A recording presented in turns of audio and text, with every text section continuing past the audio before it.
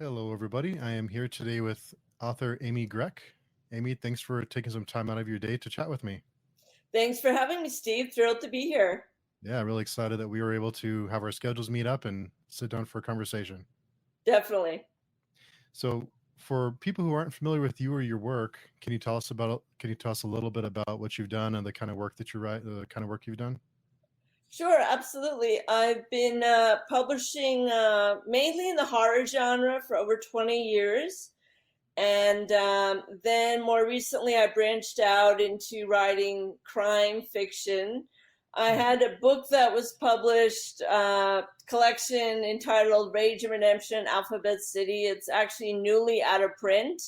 That publisher and I parted ways, and I'm just going to take the high road here because I've pulled it off my website. But I will say that that freed up a lot, two novellas and a lot of stories. And I've sent the novellas out to another publisher, and they're under consideration. And the stories either may find homes in different anthologies, magazines, or and then be reprinted in another collection. Hmm. So, when you send those out to a publisher, do they run that by you before it's published in a magazine or another publication? Do you get a heads up on where it'll be, or do you have approval on whether it'll be published? Yes.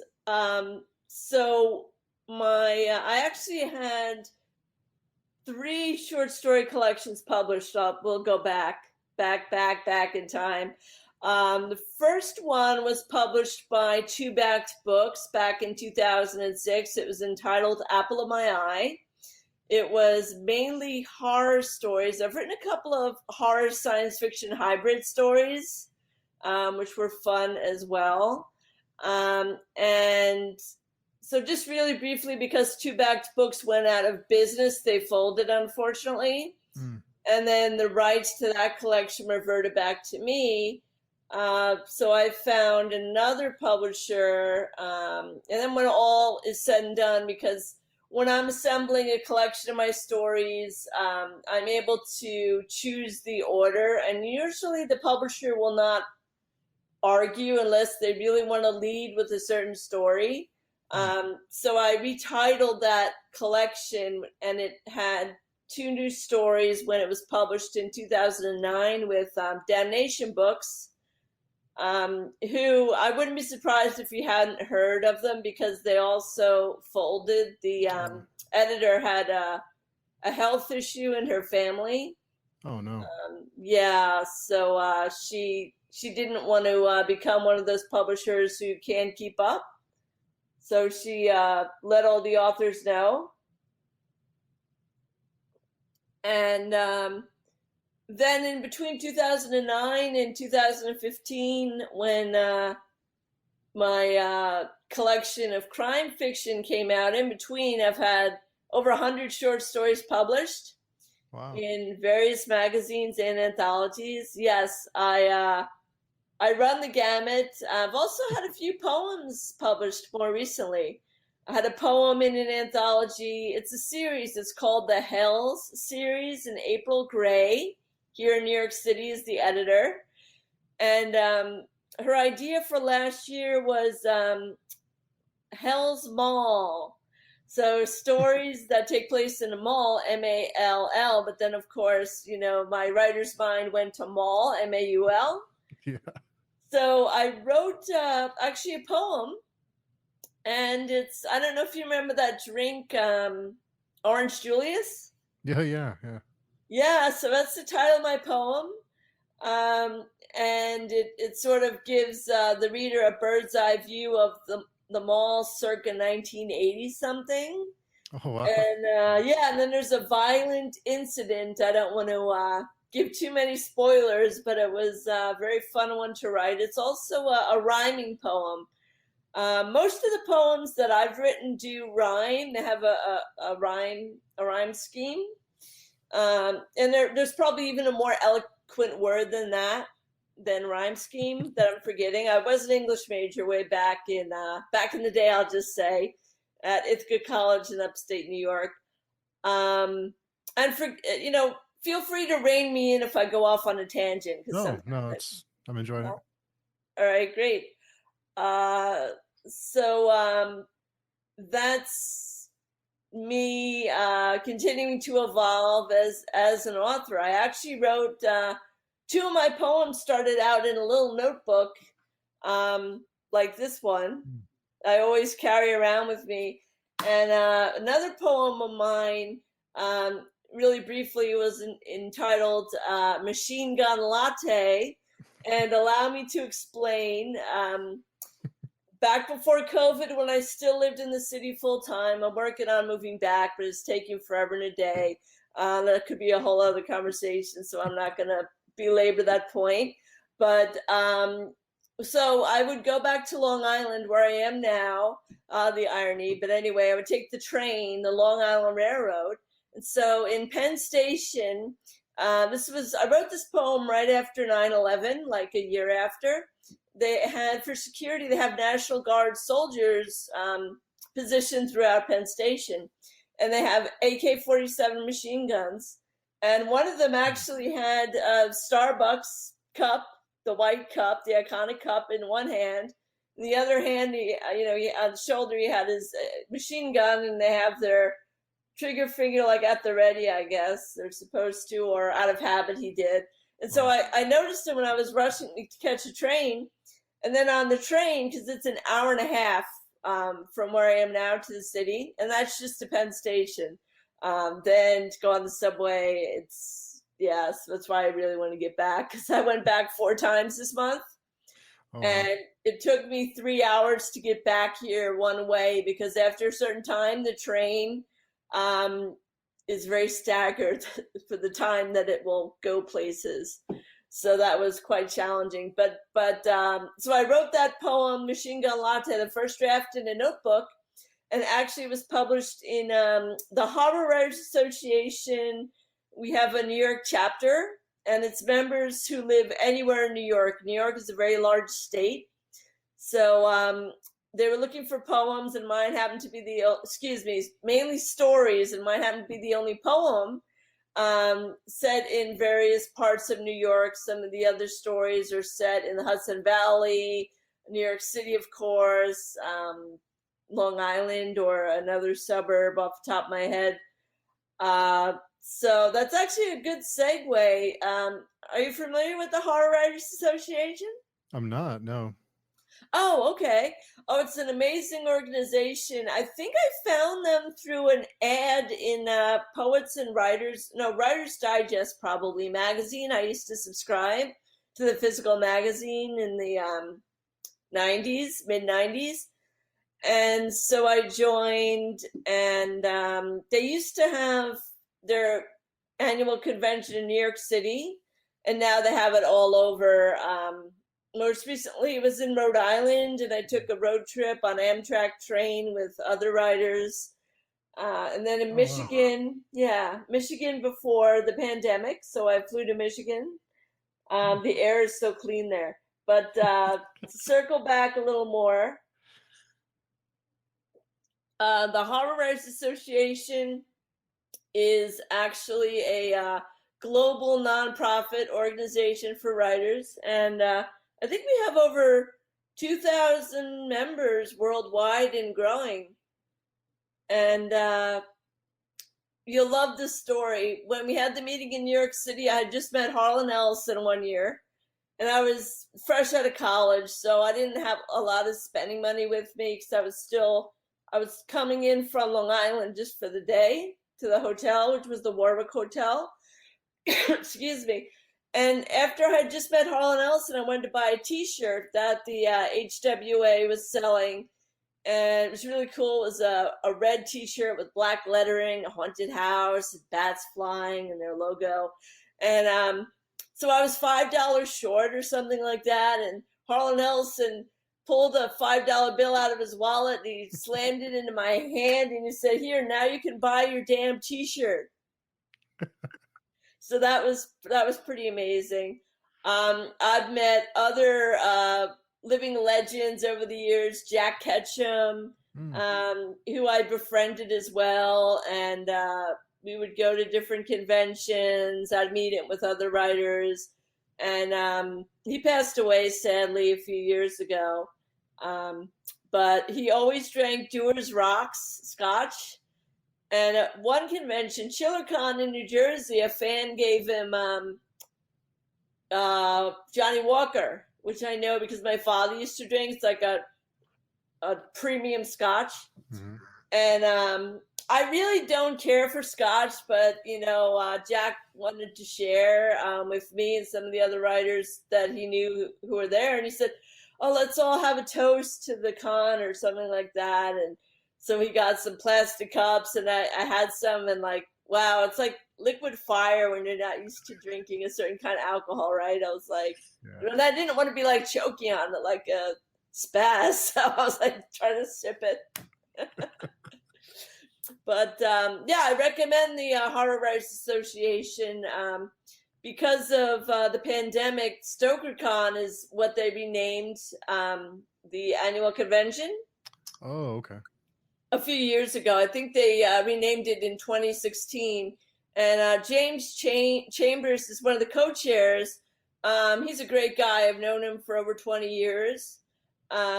We used to meet up in New York City in the late 90s, but it was never structured. We would just meet for drinks and dinner. But then we were in the second iteration of the New York chapter. Jim had sort of brought it back to life, pun intended. And more recently, he has a great co-chair, a co-coordinator. I forget the language I like to use, but her name is Carol Geisander, and she lives in Jersey, but there's not a New Jersey chapter of the HWA yet. And she lives really close by train or car. So I've known her for a couple years as well. She's really smart. She's really great at helping Jim. And what we do, again, before the pandemic, we used to have readings at different bars in New York City. And sometimes more than once a month. And also we used to go to New York City Comic-Con before the pandemic, the Brooklyn Book Festival. And now, of course, we've pivoted like everyone, like we're doing a StreamYard. Yeah. We meet over Zoom once a month. And Jim and Carol are phenomenal co-hosts of a once monthly reading series entitled Galactic Terrors. It streams the second Thursday of every month at 8 p.m. Eastern Standard Time.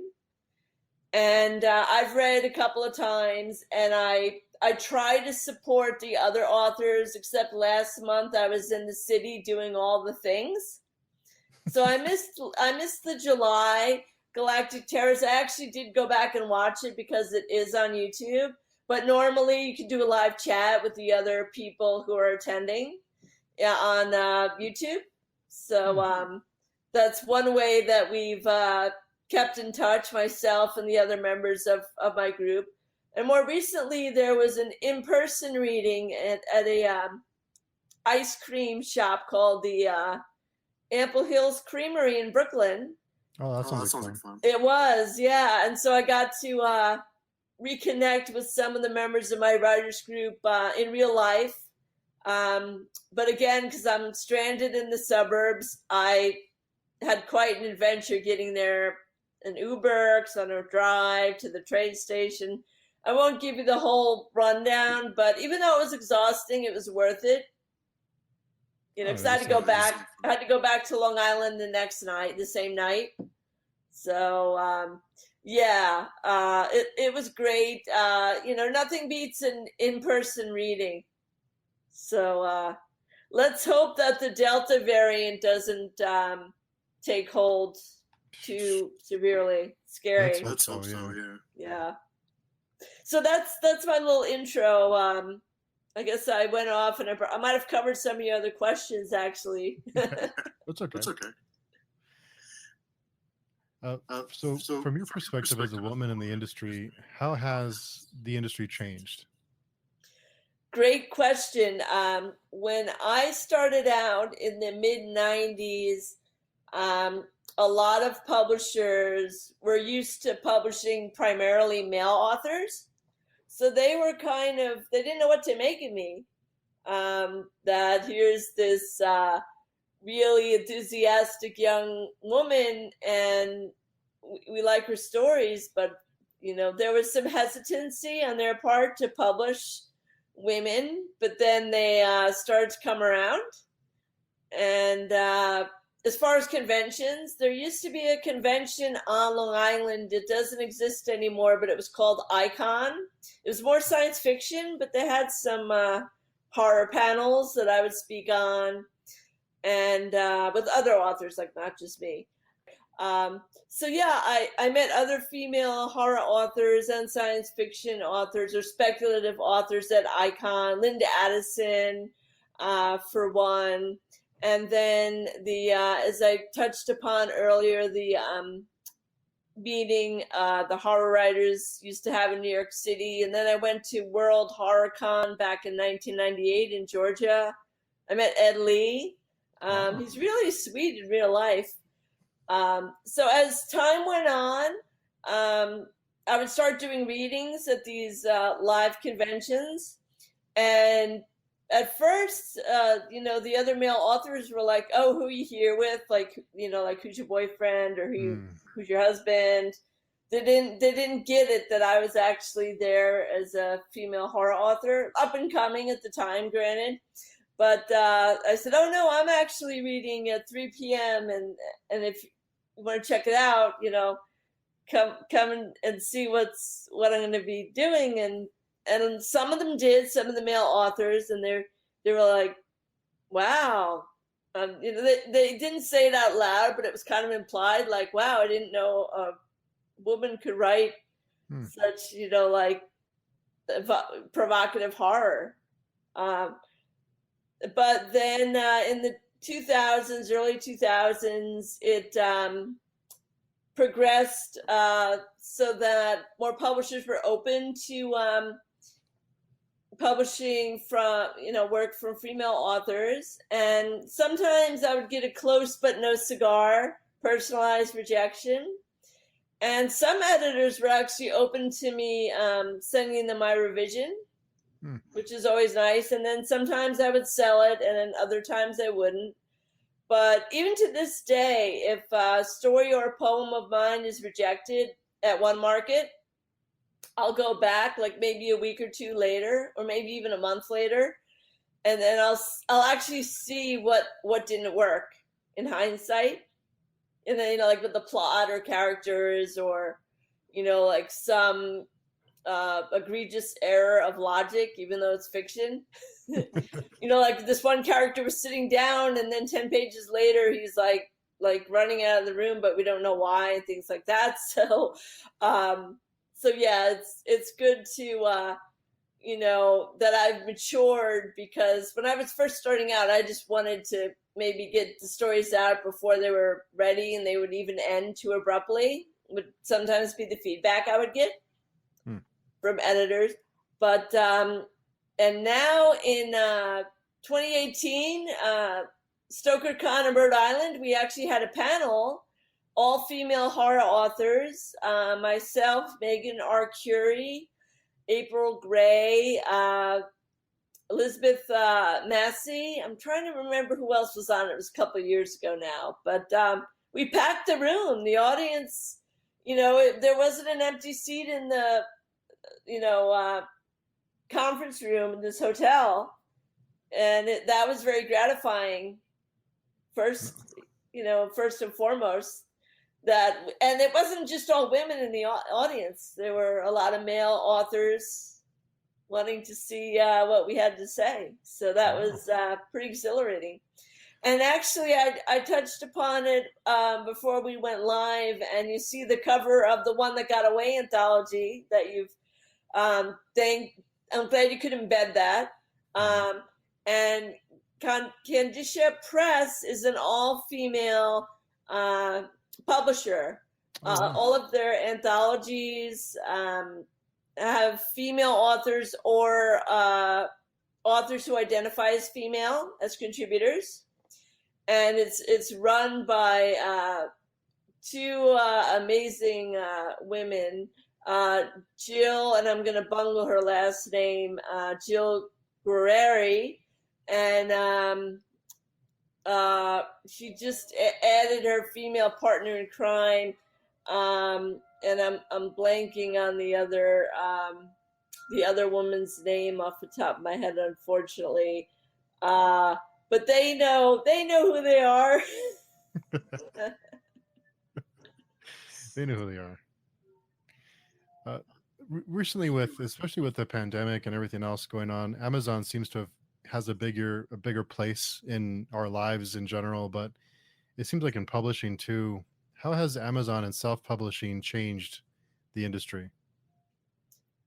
I would say that more authors, even before the pandemic, like for example, April Gray, the editor I mentioned, she self-publishes all of the Hell's Mall anthologies on Amazon and also on Smashwords digitally.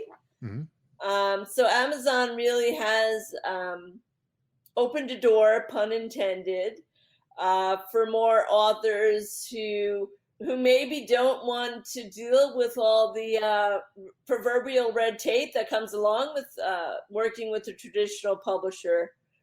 You have to wait for them to review your manuscript. Sometimes it could be 6 months later before they take you on. Really short sidebar that's relevant. Again, I'm going to take the high road, different publisher. Signed a contract with them for a crime novella of mine set in New York City, and they had a year to publish it. So the year came and went. It came close to being up to a year, and I messaged them on social, and I said, "Hey, I'm really excited. When are we going to get going?" And they said, "Oh yeah, we're 5 months behind." I said, "No, I have a contract that said you were going to publish by this date. The date is going to be like next week." And this was before the pandemic. And I said, I want you to agree in writing to revert my rights back to me. And then I'm going to take it elsewhere. And they understood. It was kind of unfortunate, but, I didn't want to get burned. Yeah. So, but back to what you were asking about self-publishing. Yes. Yeah. Yes. They have a new platform for serials. What is it? It's called Vela, I think. And some of the authors I know are doing it. I should actually ask them how it's working out for them. It's a great concept because, even though, more people are trying to go out and do all the things again. But I was going to say when people were home almost all the time, they could look at a story on their Kindle, or if they, wanted a physical book. I still prefer physical books. Maybe that's because as an author, royalties are higher for print sales versus Kindle sales. Little trick of the trade you may or may not have known. Okay. And I'm a little older, so I grew up reading physical books, so maybe that's part of it as well. But yeah, Amazon really has made it easier for authors, as I touched upon, who are sort of gun shy as far as not wanting to get burned by a contract, and the publisher is running behind, or they don't have creative control over the cover art. Sometimes that happens with publishers. That happened with one of my collections. I didn't like the cover at all. It even happened to Jack Ketchum back in the day. I forget which novel of his, but it had a cheerleader, a skeleton cheerleader on the cover. And he said, "Oh God, I hated that cover." But he didn't have the the writer in his contract that would let him, say, "Oh, I want to choose the cover art." So in that regard, Amazon, the author who's self-publishing can hire like a graphic designer to create a cover, or a lot of authors wear many hats and they can design the cover themselves. Yeah. So It's amazing. absolutely. Yeah. A lot of work, I'm sure. Yes, but some authors prefer that to have their hands in every aspect of their book or anthology or chapbook. Yeah. What are some of the most unethical practices in the publishing industry? Well, the biggest offender would be publishers who don't pay royalties, where the authors have to get legal. They have to get legal representation. And that actually happened with, I think it was Disney, Walt Disney, a few years ago. And there was a big months ago, excuse me. There was a big campaign on social. The Horror Writers Association, the Science Fiction Writers, SIFWA, were really going after Disney. And I think it's still, being mitigated. But it was that's a bad scene. But Disney, they were trying to figure, authors just will fall head over heels to work with Disney and have it on in their bio, on their resume, and yeah, no, a lot of authors are not savvy. Authors are not going to fall for that. Another unsavory practice is, like I said, not honoring a contract. And luckily, I got my rights reverted back to me. But I've known authors who've actually had to get a lawyer, or they have a lawyer in their family, and the lawyer can has to go after the publisher. It could be quite expensive. So when you receive a contract from a publisher, do you review it, do you read it and sign it, or do you usually have either other people or a lawyer read it before you sign it? When I first started out, one of my uncles is an environmental attorney, but he also does entertainment law, like on the side. So I did give him one contract. For example, a film production company that's very well known, I won't say which one, again, taking the high road, but they wanted to acquire one of my short stories. And then my uncle said, "Oh yeah, no, they don't want to pay you.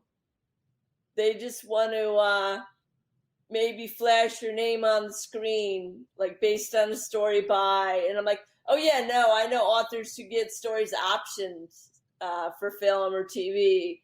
So, but the way it was written, it was this particular contract. This was over 20 years ago, but I vaguely remember it was, very flattering, obviously.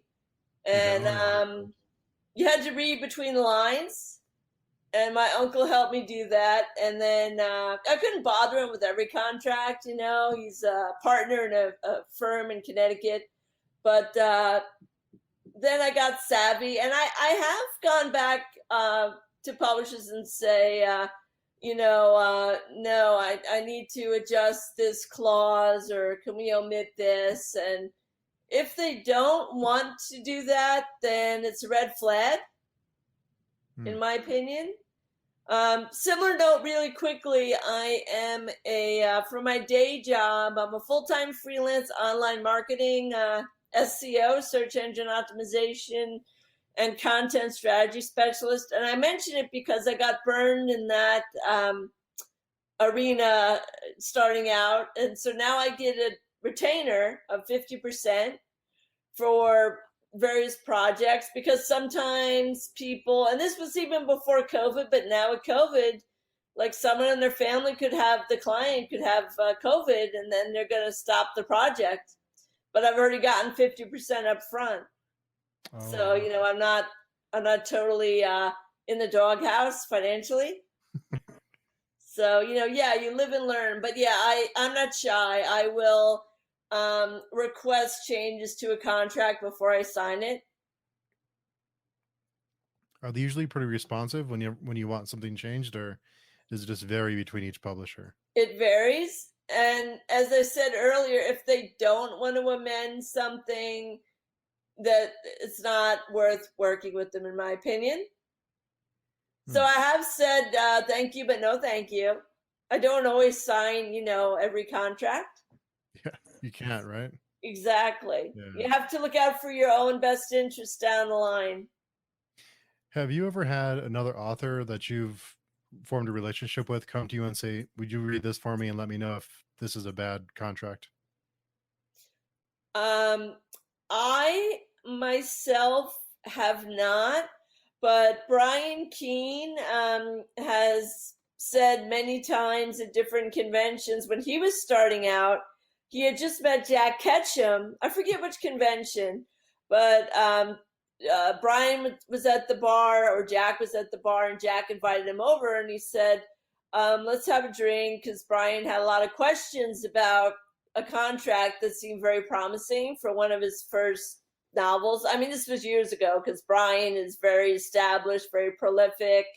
He's got a great fan base, and but not to go off too far on a tangent. And Jack took out a red pen and he redlined the contract that Brian had, because it was back in the day where people still carried around paper contracts.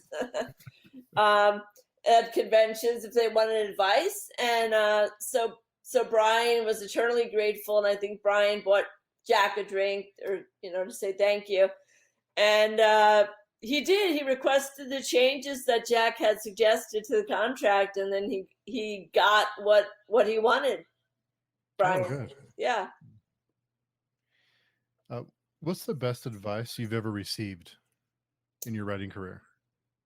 It would be write every day if you can, and if you can't, at least read every day, because some authors have more before the pandemic, but they had full-time jobs and they couldn't write every single day.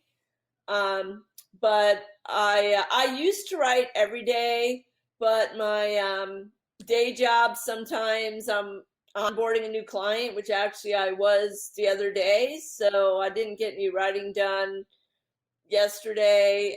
Today I'm going to do an hour before I switch gears and stream some stuff on HBO Max or something. But yeah, there are nights, especially if there's an open call for an anthology that's only a few weeks or even a month. I don't have to stream something every night. I mean, my brain would be mush if I was watching Netflix, right, or Amazon Prime Video. So yeah, I mean, I'll do a marathon writing session that's at night, for 4 or 5 hours. I'm more creative at night. I'm a night owl, but I find if an editor wants revisions back by a certain date, and if I have to work on it during the day, I'll do it in the evening. My logical brain is more active during the morning for clients and things like that. And more of the creative side at night. Yes, exactly. Yeah. Go to the dark side. Yeah, exactly. That makes sense. And you did mention open calls for anthologies. When you see an open call for an anthology, how does that work? Do you so you submit your work for an anthology, or what's the process there? Sure, it varies. But a lot of publishers, I'm not on Facebook. I never saw the appeal. But on Twitter, a lot of publishers, including Kandasha Press here, for the One That Got Away Anthology Volume 3, I saw an open call. It might not have been on their Twitter feed. I think I might have gone to their website under submissions. It was over a year ago.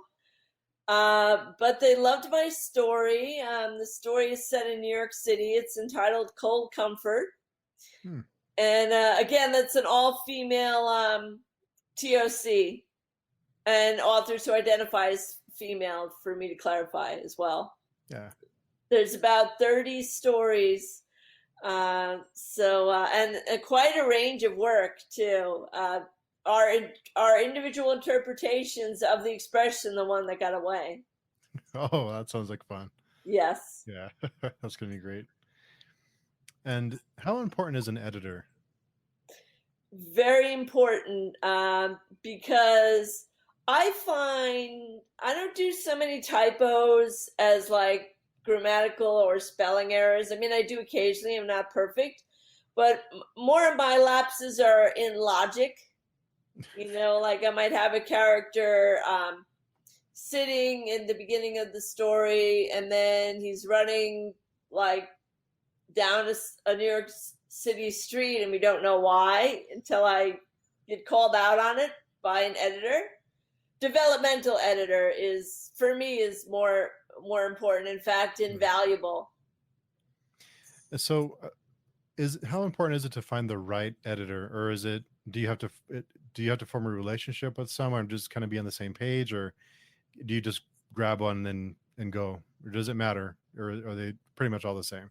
Oh no, it varies. Like if a story of mine is accepted to an anthology, they have their own editor. I can't bring in like an editor from like that I know Oh, from my okay. writers group. But I actually have helped another writer in my writers group edit her novel during COVID, and like I was saying, developmental edits. This was like last year when I hardly had any of my clients for various reasons. So she was helping to keep me sane by asking me to edit her novel, and with everything going on, she's still has it on the back burner, but she's going to come back to it. Um, but for me, I mean, I might confide in another writer in my group to have them, like give a story a once over. I guess a lot of people would call that a beta reader. Um, Hmm. so yeah, that's sort of how I work with regard to editors. Either the publisher has their own, or before I'll submit something, I'll run it by an author who I trust. Hmm. So when an editor comes back with things that they want to see changed, do you have control over that? Can you say no? I want this way because of X, Y, and Z, or do they have final say? For the most part, excuse me, they have final say, but there have been a couple of my stories where it was something that was regional. One of my stories takes place on Long Island, and it was like the layout of a park that exists. And it was a story that takes place in the winter, so I had to explain to the editor that it's just how like the park is laid out, and it actually works for the story.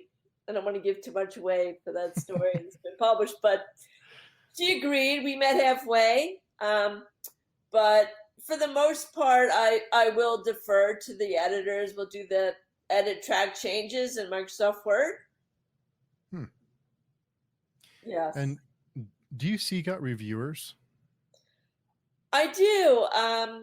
I mean, I don't make it's not a full time job for me, but what I do is I'll see where other authors are getting like a,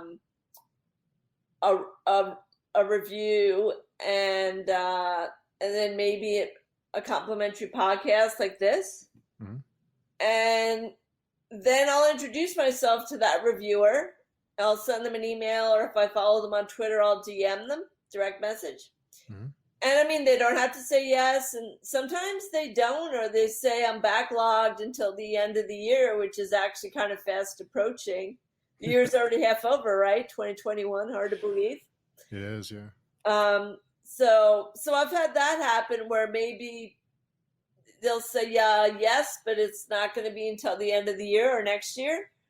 So I mean, I'm willing to wait because some of them are really well known and respected in the genre. So Mhm. I do seek them out. If I see that they're tweeting something on their feed, or another author who writes in a similar subgenre as I do, like I said, I write mainly crime, and my horror actually I've had ghost stories published. I've had psychological horror. I've had a story in a gore anthology. Actually, let me touch on that. The Sure. anthology is,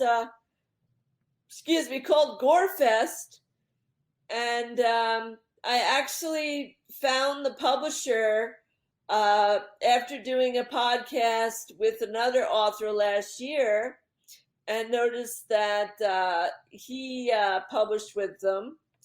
And so they had an open call on their website, and the editor liked my story, but he asked me to revise it. My story is entitled 38 Special. It's Russian roulette gone wrong, because Russian roulette could turn into a cliche in and of itself. But yeah, I'll tell you what I did with it really quickly.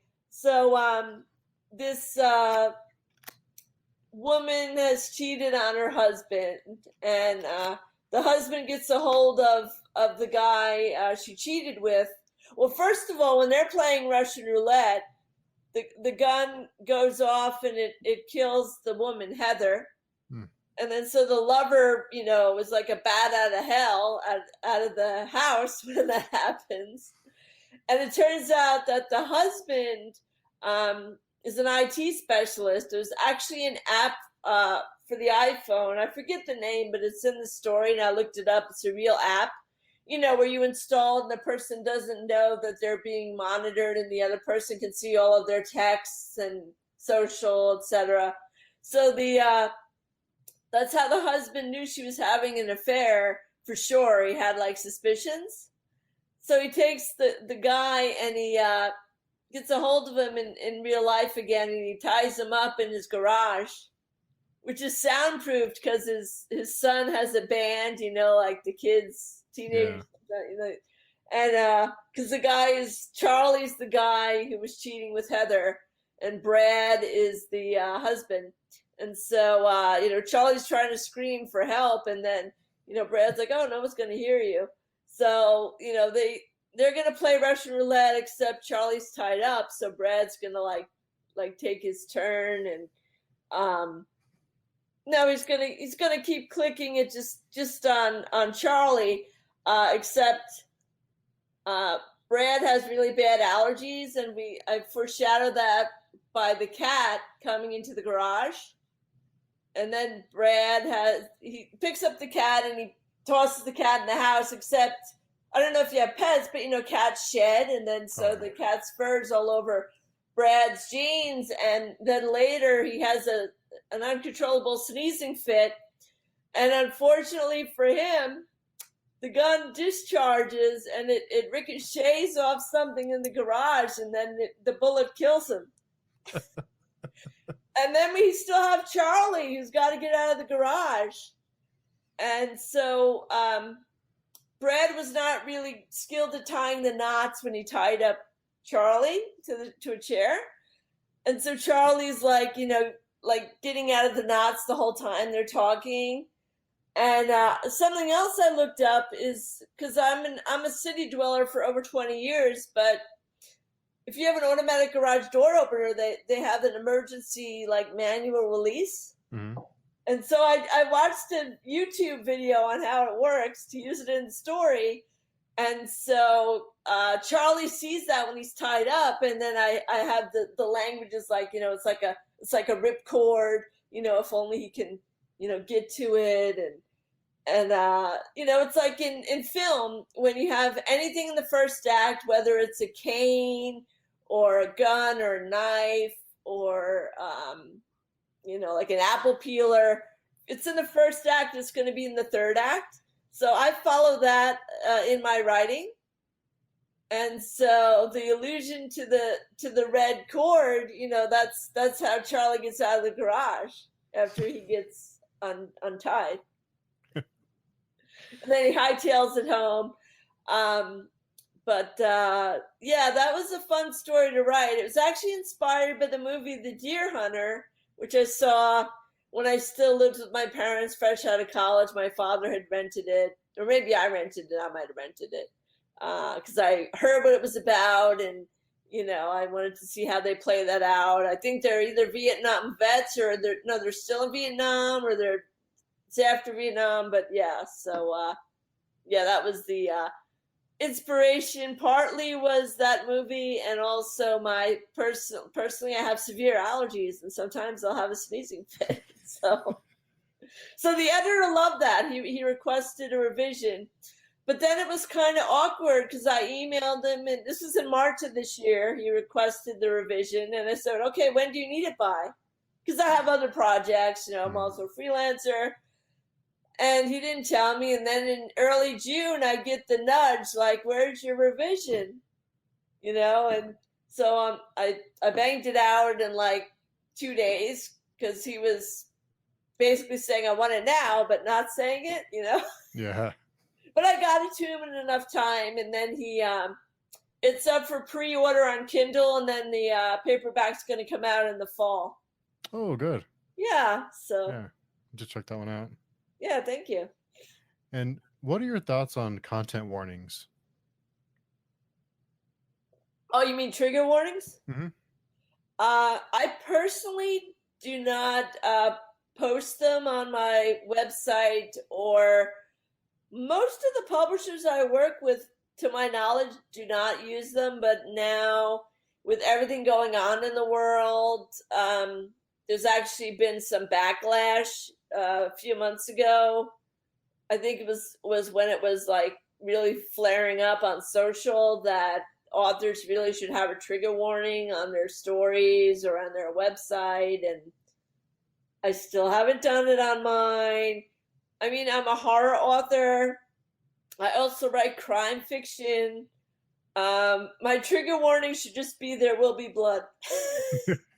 I don't mean to make light of it. I'm sorry. It's just, I personally don't do it, but I do understand how it could affect certain individuals if in their life at one time they might have been suicidal and they recovered, or they might have had a loved one who OD'd on drugs, or someone died in like a machine accident, like in the country, like one of those big machines, the wheat machines with the rotors and something like that.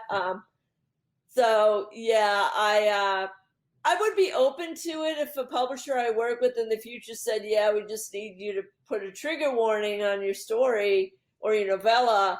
I would, but I think the other side of that coin is a lot of people feel it kind of spoils the surprise of the story. Or like the mechanism of death, like, was it a murder? Was it a homicide? Like I have another story. It's not published yet. It's a novella, actually. It's a dystopian novella. And I wrote it before COVID, and I wrote it before Trump became president.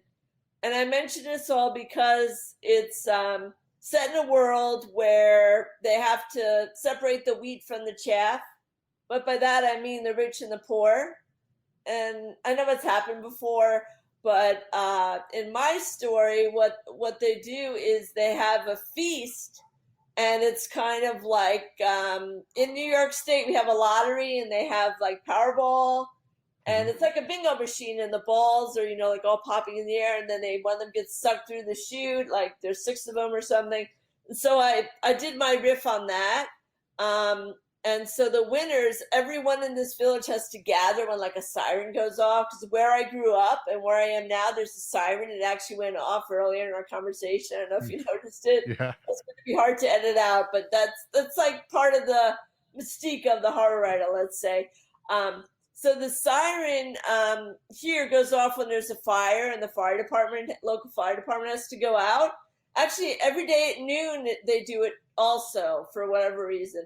But, that I grew up here, and so it was ingrained in my brain that might be like a good device in the story. So like in this story, my novella, every time a siren goes off in this village, they all the villagers have to gather in like a town square. And but then I've seen a lot of concerts in real life. So then there's like a big stage, and it's this big spectacle. It's called The Gathering, which like isn't even 100% original, but the two winners, they have drones, and the drones drop the balls because the people have to catch a ball.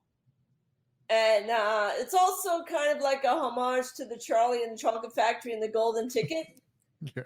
which I actually had in an earlier draft of this novella. But then when I would pitch it, agents would say, "Oh, it seems like a kid's book because you're referencing Charlie and the Chocolate Factory." And I'm like, "Oh, whoops. Okay, I got to change that." And also, like, these, think about it, drones releasing like ping pong kind of balls like can pelt people too. So then they're knocking out some of the people already. And so the people who go to this feast, they can eat any food they want. There's like famine in this village, like people can barely eat. So when they win and they get the ball, and the ball match is what they call at the stage at the spectacle, and they've got like the big flat screen TVs on the stage, and it's all this fanfare. But not to talk about the novella the whole time, but it's kind of relevant. It's kind of scary because a lot of other authors have predicted things that have happened in real life. Mm-hmm.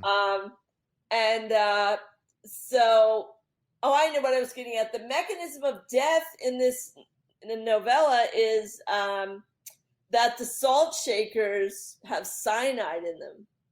And I actually did a lot of research. I love research. I did research about cyanide. What does it look like? I'm not going to buy cyanide, So you can just Google it and get images. And it's actually like a dirty, it's like beige.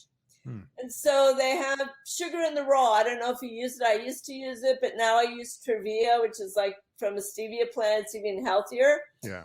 But see, sugar in the raw is brown. And so on the table at this feast, they have like salt shakers.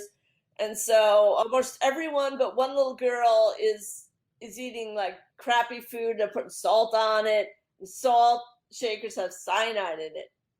So the goal was like for everyone at the feast to just die gorging on all this food. And if their stomachs don't explode, they're going to die from cyanide. Then I looked up, how do you die if you ingest cyanide? It's like you suffocate and like you foamy at the mouth. And wow. And it's like, yeah, I actually got hungry writing the story because these people who are starving want like Cherry's Jubilee, and they want like filet mignon, and the twist is the overlord of this whole maniacal scheme, his nickname is Big Kahuna, and he actually grew up really poor, and now he's a control freak, but he loves sushi and he loves sashimi.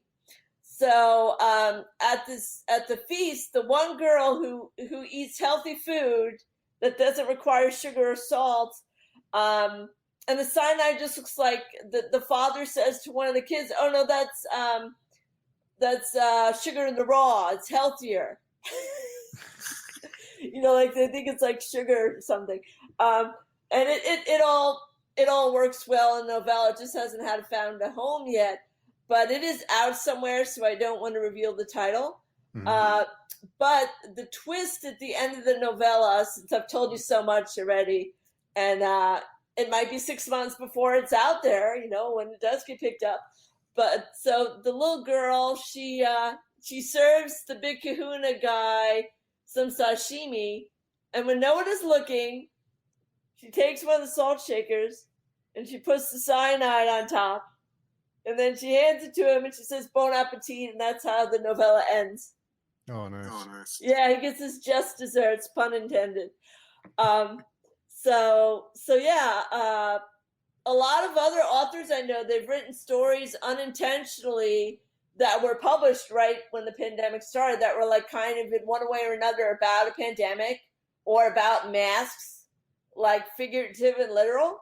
Mm-hmm. So yeah. What a world now, right? Yeah, it has changed a lot. Mm-hmm. For you, what's the appeal of writing horror? I grew up Catholic, so some of those Bible stories are downright scary. That would be one inspiration from an early age. Another would be when my mother and father and I were visiting an aunt one weekend in Kingston, New York. We drove there for the day. She handed me two of Stephen King's novels. I was 12 at the time. She handed me Cujo and Pet Cemetery. So those are the two novels I said I read first. Sorry, she said, "Oh, honey, I think you'll love these books. This author writes scary stories." And luckily, my parents were cool with it because, like, the cover of Cujo in the 80s was like, the Saint Bernard, the teeth, and like, like open like this, and you would think that might be a red flag from my parents, but luckily they didn't have a problem with it, and I've been reading his novels ever since. I don't think I've read everything he's written because he's so prolific, but I did just buy his novel Later at Target the other day. I started reading it the other night, so good stuff as always. Yeah. So those are the main reasons why I write horror. Cujo. Yeah, I don't remember if I read Cujo or Pet Cemetery first because it's like I'm not 12 anymore, but it's a long time ago. But I wanted more, I didn't get scared. Yeah, that's good. Yeah, absolutely. Writing an effective short story is difficult because you have to get the reader engaged and give them a story that they're satisfied with in a short period of time. How do you write an effective short story? It varies. Sometimes I'll start out with the title and then I'll build my characters around a title. For example, a story I had published way back in the late 90s was entitled Deadeye. Deadeye is slang for like an expert marksman. I looked it up just to be sure what the meaning was. So I actually started writing a story based on just that expression, Deadeye. And it's been published, so I could summarize the plot really quickly. It's about a young boy who his father hunts in the woods, and so he wants to be like his dad. And he starts out with a BB gun at the state fair, and he wins like a prize. Like the guy is at the fair is like, wow, in awe. And then the boy takes his father's rifle out without his permission. And there's a lot of Easter eggs in my stories and novellas. And the Easter egg in the story Deadeye is that, again, I wrote it when I still lived on Long Island full time before I moved to the city. There was a shooter on the Long Island Railroad. I think his name was even Colin Ferguson. I don't know if I'm remembering his name correctly. But, that sticks with you, especially when I was taking the train into the city. Because I was working in Manhattan and I was young enough where I could tolerate like 4 hours a day round trip, but now not so much. So the boy shoots up a train with his father's rifle, and it was before iPhone. So in the story, he's got a camcorder and he takes it out and he puts it on a tripod and he films himself shooting up the train.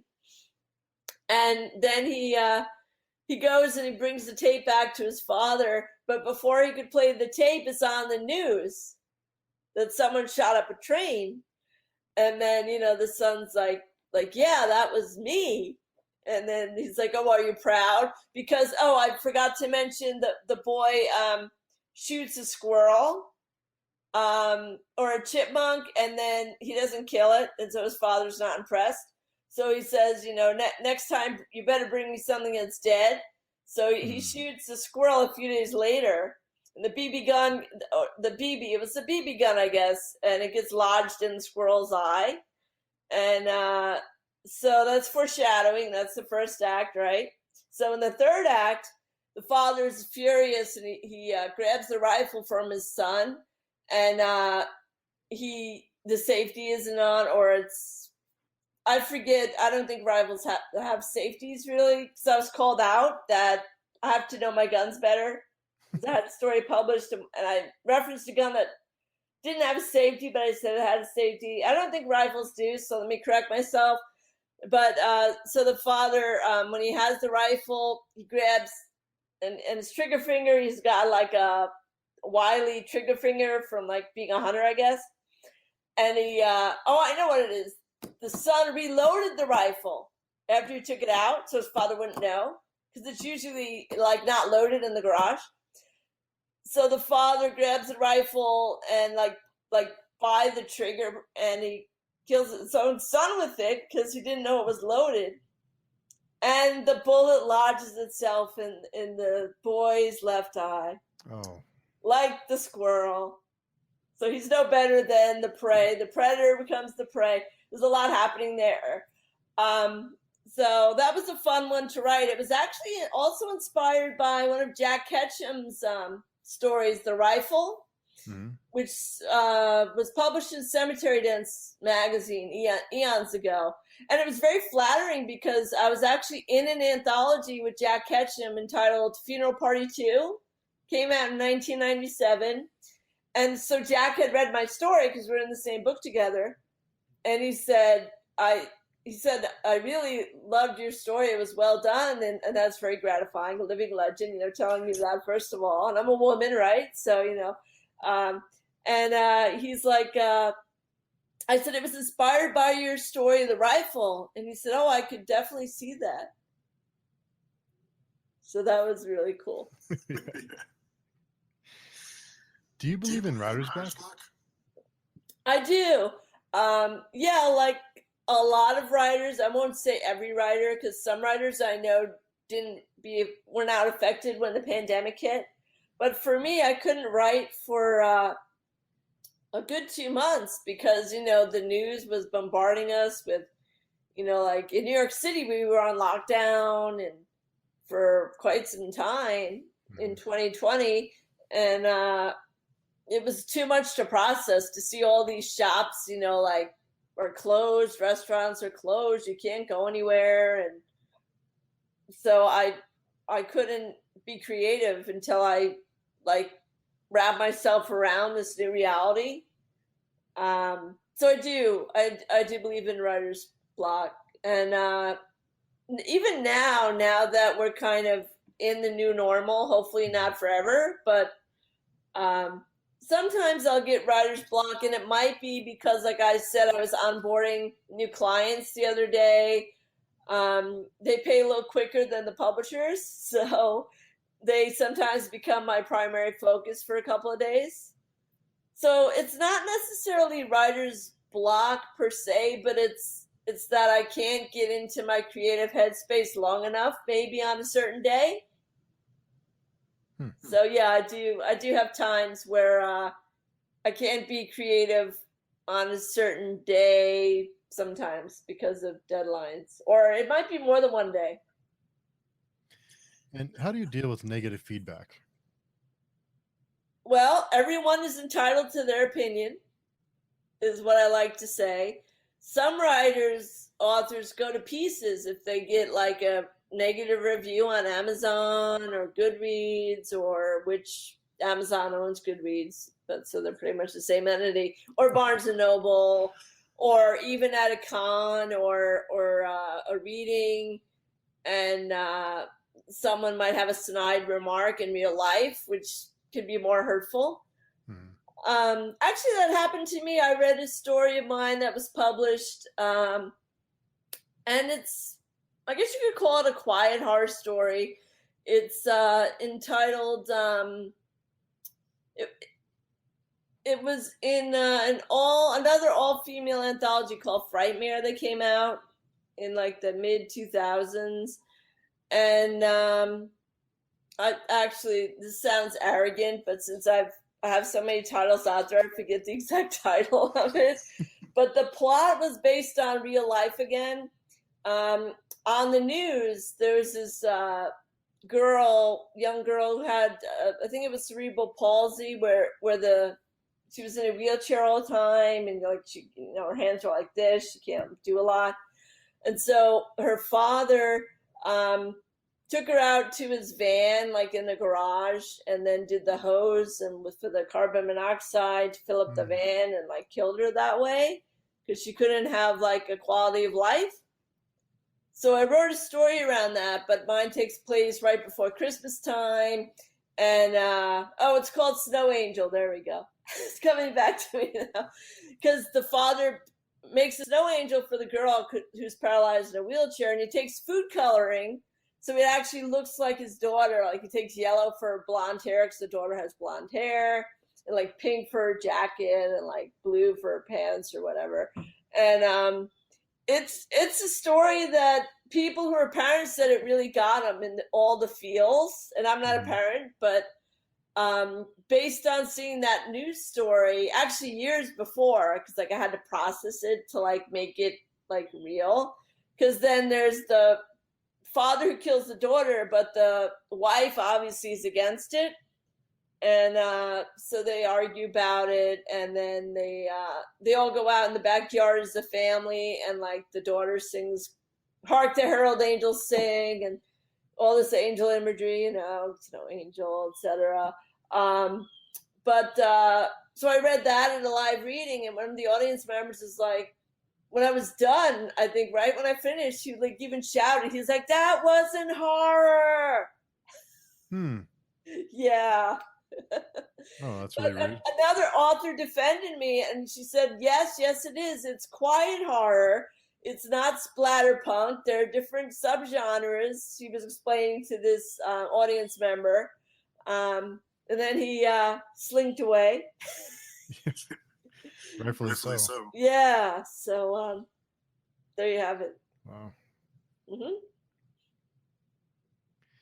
And I always wonder, especially with horror authors, have you ever experienced, have you had any paranormal experiences or heard of any stories from people you know that have inspired stories you've written?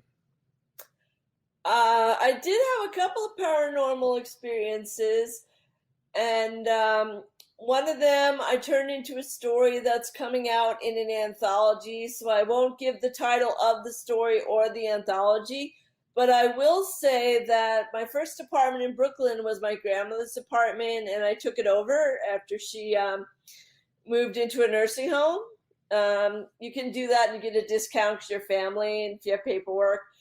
So her apartment was, I'm pretty sure there was a ghost because like at night I didn't have any pets. And then like if you have a pet, or even like your spouse, like sitting on the bed or getting into bed, and then you feel it, and then that would happen very often after my grandmother passed away. So it wasn't a malicious ghost, but another real life occurrence was when my father, right before he passed away, I had moved to a different apartment in Brooklyn in Park Slope, a nicer neighborhood. And I don't know if you ever watched that television show, Celebrity Ghost Stories. It used to be on Bio, and that whole network Bio went away. But anyway, there were these famous people we know from film and TV, and a lot of them said if they saw a spirit, it was like an orb. You see an orb, a white circle, and I was shutting all the lights off before I went to bed in my apartment, and then in my living room I saw an orb, and I stopped and I looked at it, and it was actually like hovering, like you see in the movies.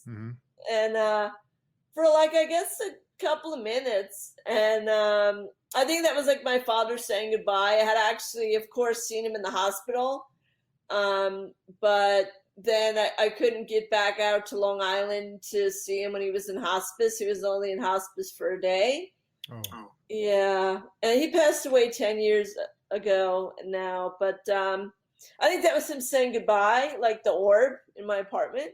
I didn't talk to it, but I acknowledged it, and I wasn't afraid, and I just looked at it, and so, yeah, those were my main paranormal experiences personally.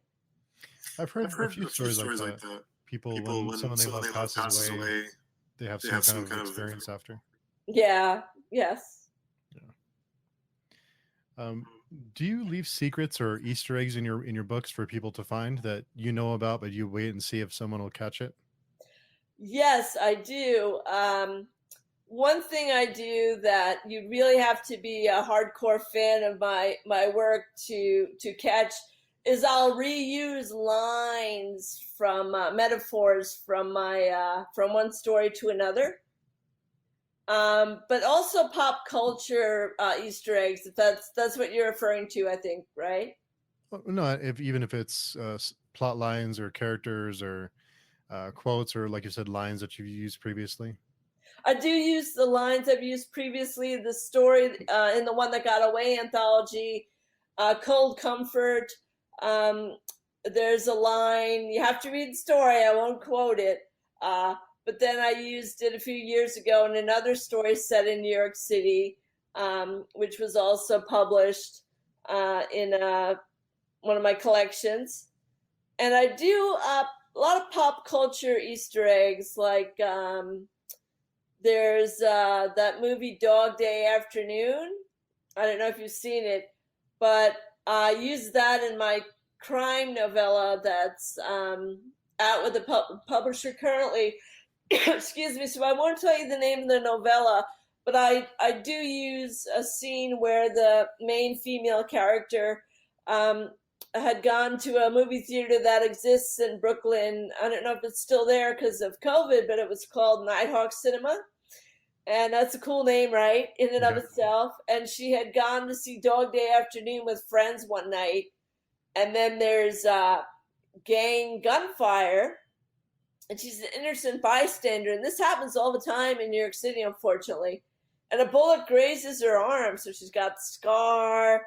And it scares her. And so she goes and she signs up for conceal and carry training, because if you're a woman and you want to carry the Glock makes a baby Glock. They call it a baby Glock. I went to their website, I did the research. The subcompact. Yes. Yeah. And you could fit it in your purse if you're a woman or transgender, because we're in this whole other world, right? And so so the character carries it in her purse, and she gives it, I love the name she gives it, but it's the name of the novella, so I won't tell you. But I will tell you, you can buy skins on these guns. Like you can buy a case for your iPhone, but it's for the gun. And so there's one you can get a hot pink leopard print. So that's what she gets on her Glock. And I was telling an author at Comic-Con a few years ago about my novella in progress at the time, and he said, well, yeah, that's great, but she has to get a gun permit. And so I had to look up what's the process for that. It takes like 4 months, and you have to pay a lot of money. And then you have to do training in a shooting range. You can, you have to have all these credentials. So I did all my homework, my due diligence. I learned about propellant and how these gun ranges have like these huge fans to suck out the smell of the propellant. It smells like rotten eggs, I think.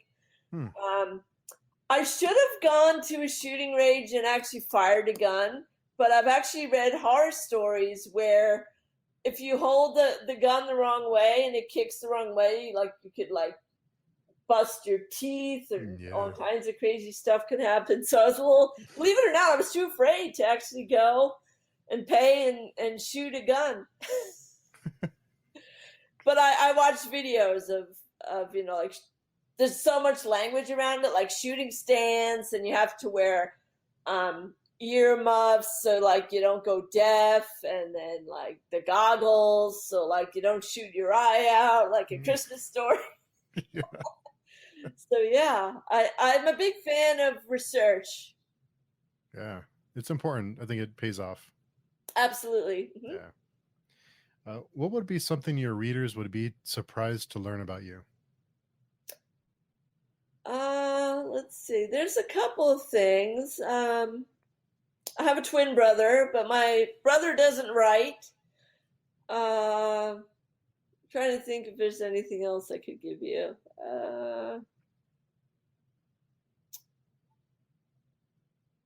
That I am very tech savvy. I already told you what I do, but a lot of them don't know what I do for my full-time freelance, but it's pretty full time.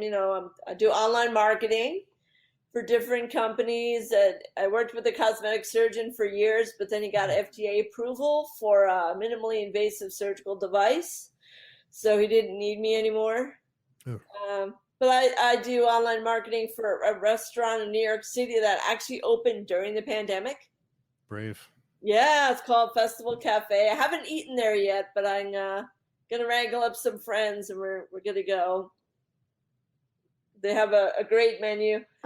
And I actually do social media management for authors, like their Instagram, their Twitter, and other businesses. Like I have a notary who's and a process server who's a client. Believe it or not, he has a website. I've worked with photographers over the years, so Wow. yeah, I guess I'd be surprised to learn that. So when you manage a social media account for an author, for instance, do Mhm. you take complete control of that account? No, it's partial control. The author I just started working with has 2 books launching within 2 months of one another. So as you can imagine, she's feeling overwhelmed. I mean, she gives me her login credentials, but she actually has 2-factor authentication, which is a good idea. So I actually have to email her to ask her to send me the code that Twitter texts her, the number, the number code, or else I can't get into her account. But I don't do it every day. Sometimes I'll skip a day on her social because I have my own social. And I actually didn't mention, but I co-managed the Twitter account for the New York chapter of the Horror Writers Association with another author from our group, Alp Beck, also co-manages it. Mm-hmm. Oh, awesome. Yeah. You stay pretty busy. How do you manage all your time with your responsibilities and your other work you have in your writing? How do you balance everything? It can be tough sometimes.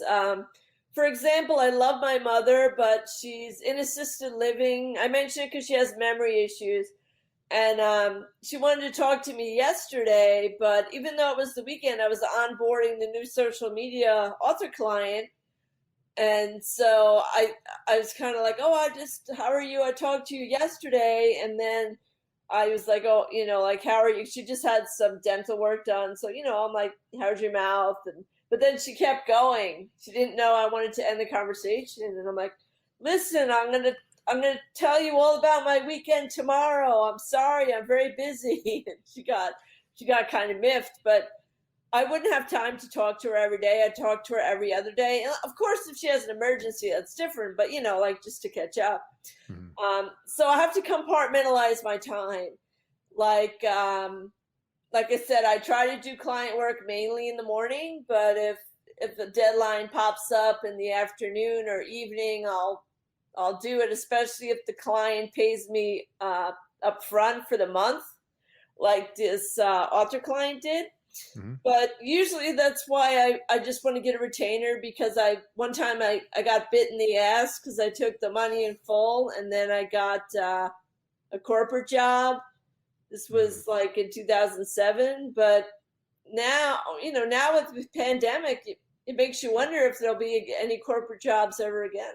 Yeah, you wonder that, don't you? It's a whole new world. It is, absolutely. Have any of your perspectives or beliefs been challenged during your career? Yeah, I would say yes. I'm trying to think of an instance.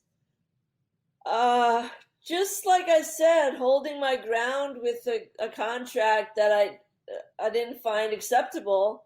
And I went back to the publisher and just over email and said, can we change it? Or I changed it.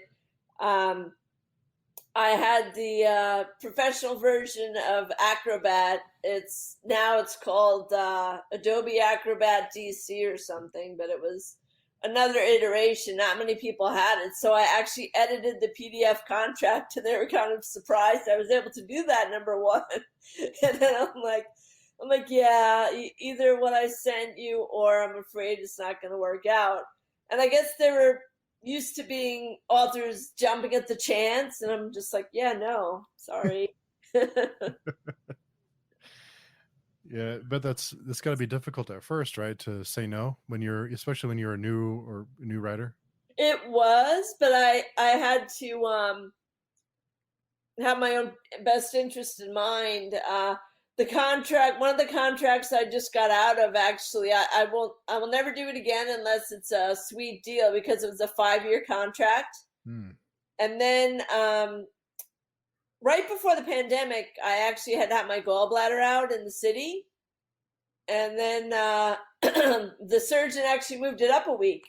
Luckily, because I was in agonizing pain, or else I wouldn't have been able to have the surgery. Because that's considered a general surgery. It's not like like saving my life, so they wouldn't have done it. But I mention it because I was all set to contact that publisher to get out of the contract, but then I got sick and I had to recover, and I forgot about the contract. So they had a rider in their contract that said if I didn't contact them by a certain date, they got another year. Oh wow.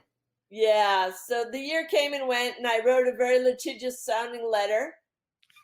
And I was gonna send a return receipt requested, which I had to do like when I had a landlord issue in the '90s, but I didn't send it that way.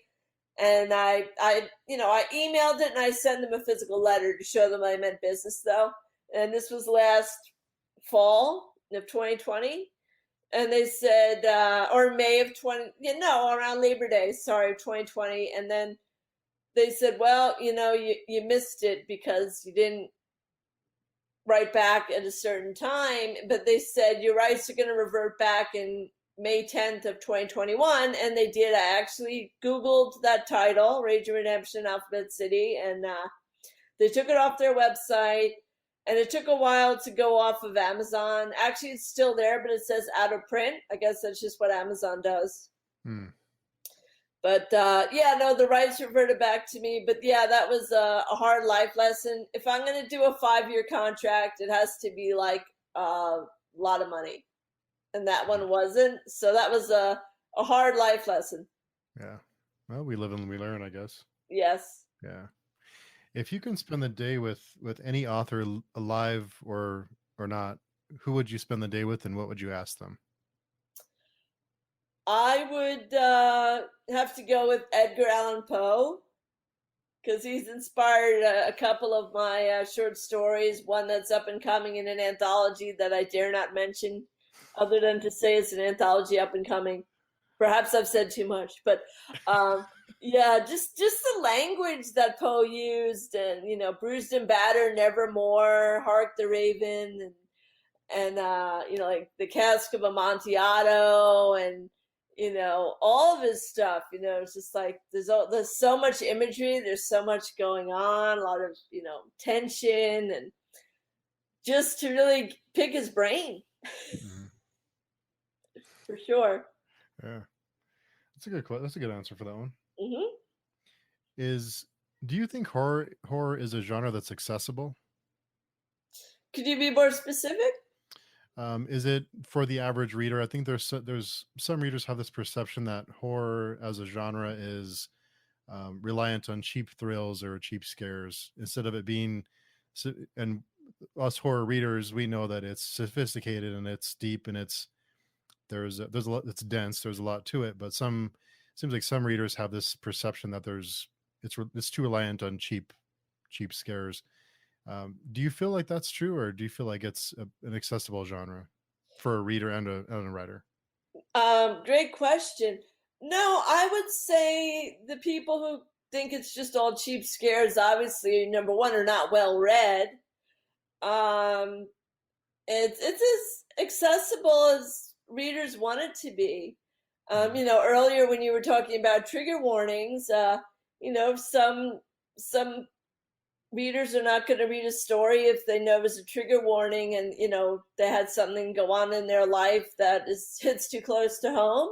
Mm-hmm. Or even some movies, there's an argument that actually a lot of shows have added trigger warnings, like The Walking Dead, which I don't watch anymore, but when I used to watch it, Stranger Things with the strobe lights. There's actually a phenomenon. If you have a certain medical condition, you're going to have a seizure if you see like strobe lights, either in real life or even in the movie. Yeah. And others. Oh, I was watching that. This isn't horror, but I was watching this little series on Apple TV because it was free with my new iPhone. Physical, like about the 80s. You know, like the aerobics craze, and then the main character has an eating disorder, or even The Crown. They had to have a disclaimer because Lady Diana was bulimic, right? Mm-hmm. So yeah, that's becoming more prevalent in even movies and TV now. Now that I think about it, but yeah, to get back to what you're asking about horror being accessible. You know, I think sometimes people might even dip a toe into a book. Like some of Ed Lee's stuff even was over the top for me, but I read it, like Big Head. I don't know if you read Big Head back in the day. Yeah, it's like starts out and like there's this mongoloid creature and he's like cannibal, and there's like incest and all kinds of stuff is going on. So yeah. Do you have a favorite book to movie adaptation? Boy, it's tough to pick just one because I grew up watching movies and I started reading at a young age.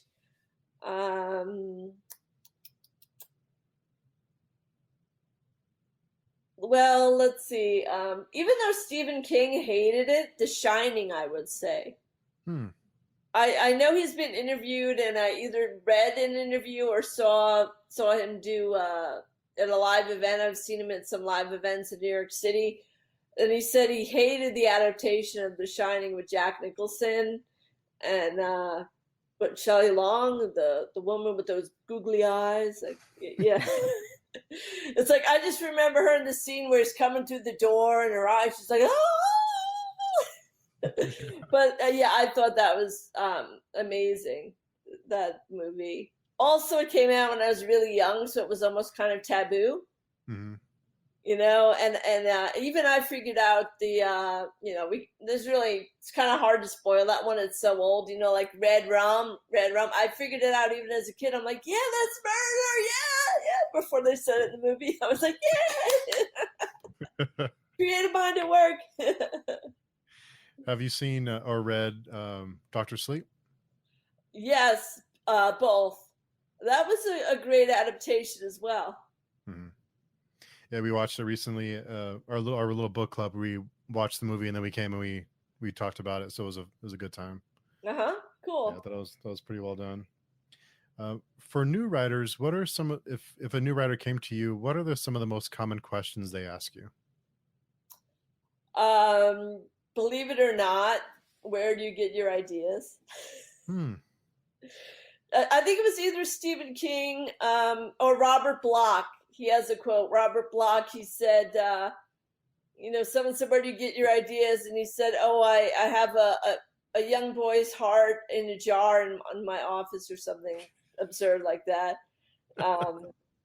Yeah, that I think that might be the biggest one that newer authors, you know, I kind of cringe and I have to be polite, but you would think they would know better to ask that. Maybe Yeah. I'm being a snob. But that's the big one.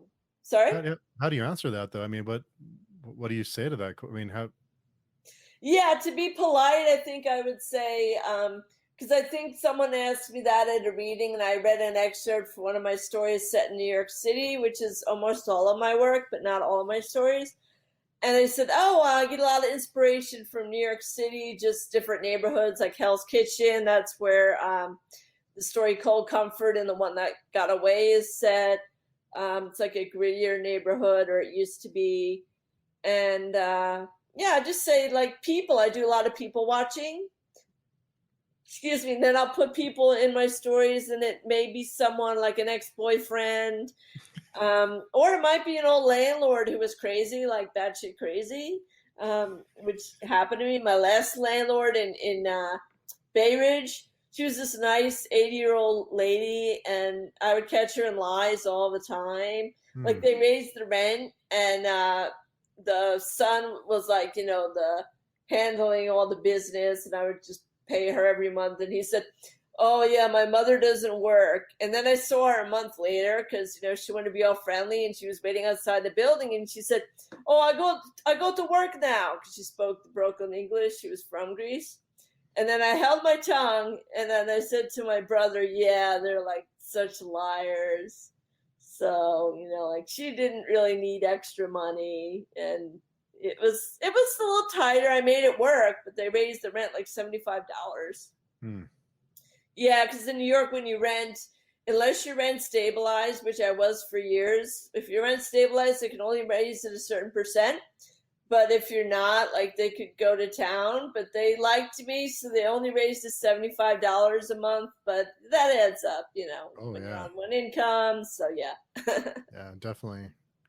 And since the start of the pandemic, how has your view or your process changed in writing certain stories now that we live in this new world? Yeah. I'm kind of shying away from, at least in my new work, from things that are dystopian. Because I Hmm. did talk about earlier the dystopian novella I edited for a market. Um, but I'm trying to do maybe more psychological, quieter horror stories, as opposed to some of the splatterpunk stuff that I've done, I guess. Is it hits a little too close to home? Is that kind of just to have an escape? Is that part of it?